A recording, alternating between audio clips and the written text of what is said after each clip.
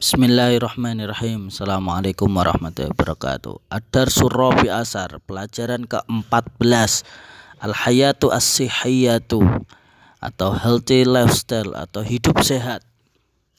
Al-Hayatu As-Sihhiyatu, hidup sehat, likai yakuna jismuna sahihan, agar tubuh kita menjadi sehat, yang bagi an-numari sama yali, diharapkan kita untuk melaksanakan hal-hal berikut. 1. Nakulul goda atau yiba, makan makanan yang baik.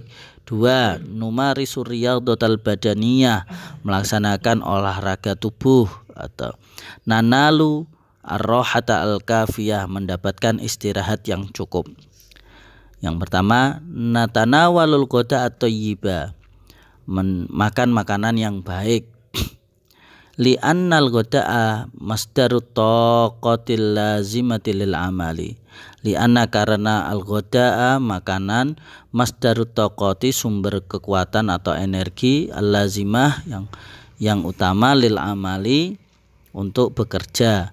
Wal goda'u tayyibu, dan makanan yang baik, huwaladhi yahtawi, yaitu yang terdiri dari alal mawadi, dari bahan-bahan ad-daruriyati, yang penting, lisihati, untuk kesehatan, mislu, seperti proteinat, protein, wal vitaminat, dan vitamin. Maris ar-riyadota, lakukanlah olahraga. Li'anna riyadota, karena sesungguhnya olahraga, tusaidul adolati alan numui, membantu otot-otot untuk tumbuh. Wa taj'alul jisma ya'malu biliyaqatin, dan menjadikan tubuh bekerja dengan lentur. Wa yansahu al-atibba'u bimumarasatir riyadatil badaniyati fi awqatin munasibah, dan para dokter menasehati bimumarasatir riyadatil badaniyah, untuk melakukan olahraga tubuh, fi awqatil munasibah, di waktu-waktu yang tepat. Wa min ahami anwa'ir riyadati, dan di antara jenis olahraga yang penting yaitu adalah al-jaryu, lari, was-sibahah, dan berenang, wala'bul qurah, dan bermain bola. Wa yambagi kadzalika, dan diharapkan juga antah tamma birriyadatir ruhi wan nafsi, untuk memperhatikan olahraga ruh dan jiwa. Kakiraatil Quran, seperti membaca Al-Quran, wa nawafilis sholati, dan sholat, melaksanakan sholat sunnah, wa tilawati adhkari, dan mengucapkan atau membaca dikir-dikir. Was sholatu aidon, dan sholat juga, tastatiu antunassital jisma, dapat menjadikan tubuh bersemangat, wa tab'asar rohata fin nafsil insan, dan menimbulkan ketenangan pada jiwa manusia. Wa kana Nabi sallallahu alaihi wasallam, dan sesungguhnya kan Nabi Muhammad sallallahu alaihi wasallam, yartahu bis sholati, istirahat dengan atau melalui sholat. Wa yambagi kadzalika annahtamma birrohati, dan kita diharapkan juga untuk memperhatikan tentang istirahat. Farrohatu daruriyatun lisihhati, maka istirahat termasuk hal yang penting dalam hal kesehatan. Kal ghada'i wasyarab, seperti mana halnya makan dan minum. Wa yakunun naumu ahammu rohatin lil insani, dan tidur menjadi suatu hal yang penting dalam urusan istirahat bagi seseorang. Wa min adatil mufidati, dan diantara kebiasaan yang bermanfaat, an yanamal insanu mubakkiran, seseorang untuk tidur dengan gasik atau cepat. Wa an yastaiqidha mubakkiran, dan bangun dengan gasik atau cepat. As-sihhatu nikmatun adimatun, kesehatan adalah nikmat yang besar. An amawau biya alal insani, yang Allah berikan kepada seseorang atau manusia. Fayajibu alaihi an yuhafidhu alaihi, maka wajib atasnya untuk menjaga kesehatan tersebut. Itu adalah makalah kita pada pertemuan ke-14.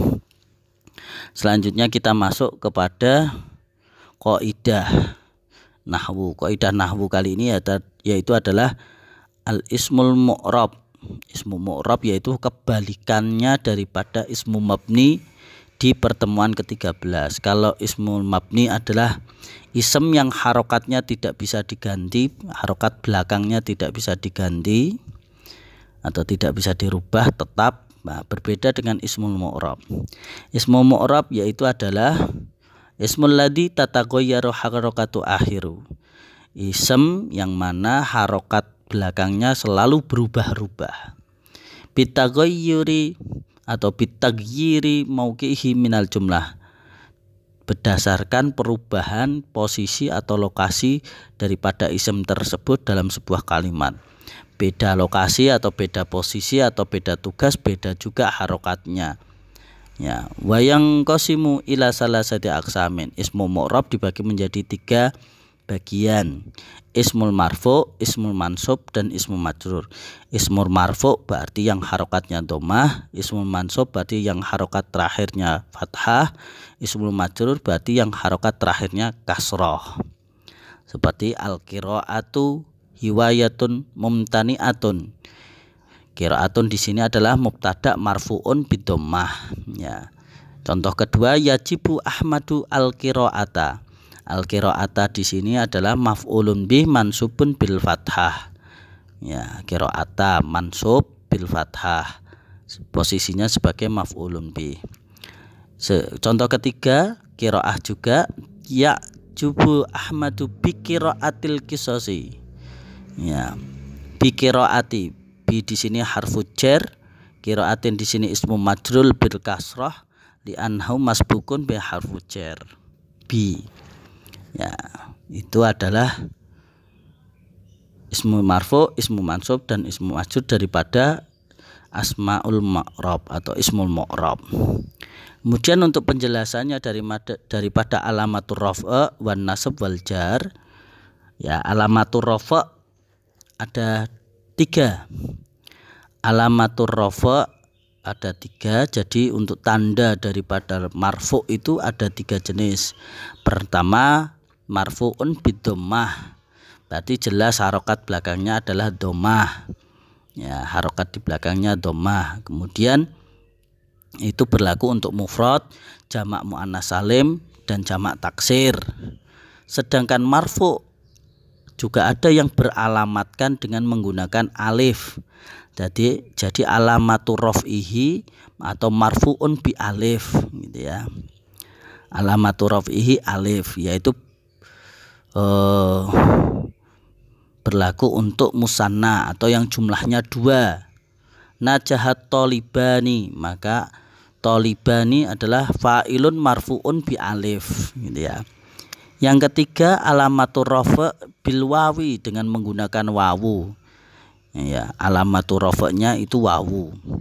Itu berlaku untuk jamak mudzakkar salim. Contoh, safara al-muhandisuna.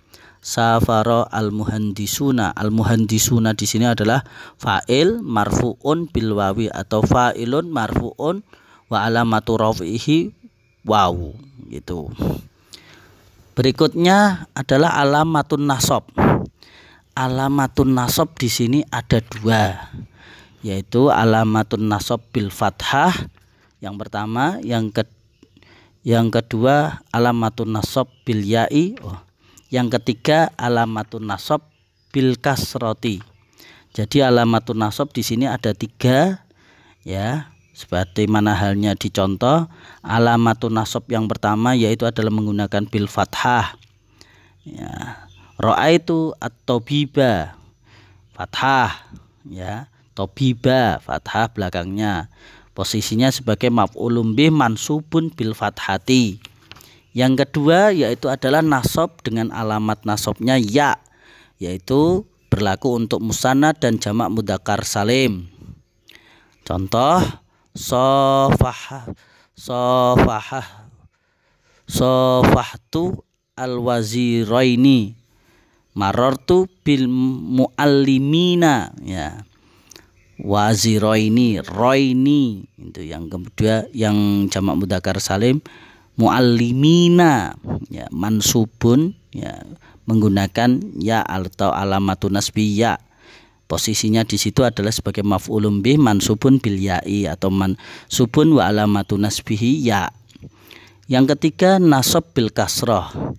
Jadi alamat nasabnya yaitu adalah harokat kasroh. Berlaku untuk jamak muannas salim. Seperti syakartu al-mumarridoti. Ya, mumarridoti di sini posisinya sebagai maf'ulun bih mansubun bil kasroti atau maf'ulun bih mansubun wa alamatun nasbihi kasrotun. Itu. Berikutnya yaitu adalah jar. Untuk jar, alamatu jar itu ada atau harokat jar itu ada dua. Yang pertama jar bil kasroti, yang kedua jar bil ya'i. Jar bil kasroti berlaku untuk mufrad, jamak muannas salim, jamak taksir. Jadi jelas alamat belakangnya adalah kasroh. Ya, seperti contoh dhahabat tilmi itu ilal madrasati, takallamtu ma'a hiyatoti, gitu ya. Jadi harokatnya kasroh semua. Majrurun bil kasroti li'annahu sabaqa bil harfi jar atau ismun majrurun, ya, wa alamatu jarihi kasrotun, ya, gitu juga bisa.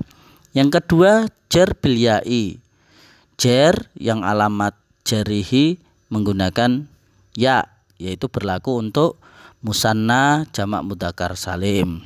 Seperti contoh ada sakana, ada sukanun muhandisina, sukanu muhandisina, muhandisina bil mujallid bil majallataini.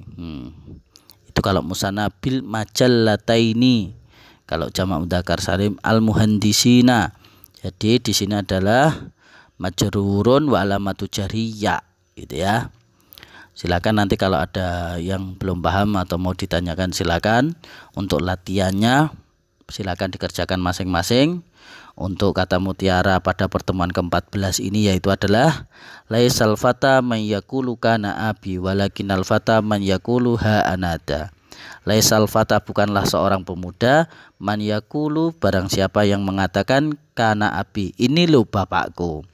Walakinal fata akan tetapi sesungguhnya pemuda, man yaqulu yang mengatakan ha anada, inilah diriku. Jadi seorang pemuda sejati akan mengatakan dan menunjukkan siapa dirinya, bukan hidup di bawah bayang-bayang orang tuanya. Kalau kaya itu yang kaya orang tua, berarti diri kita masih miskin. Kalau kita punya motor bagus, ya, atau bisa beli skincare yang mahal tapi masih menggunakan kiriman uang dari orang tua, berarti kita belum mandiri atau masih hidup di bawah bayang-bayang kejayaan dan kekayaan orang tua. Belum bisa disebut sebagai seorang pemuda yang sejati.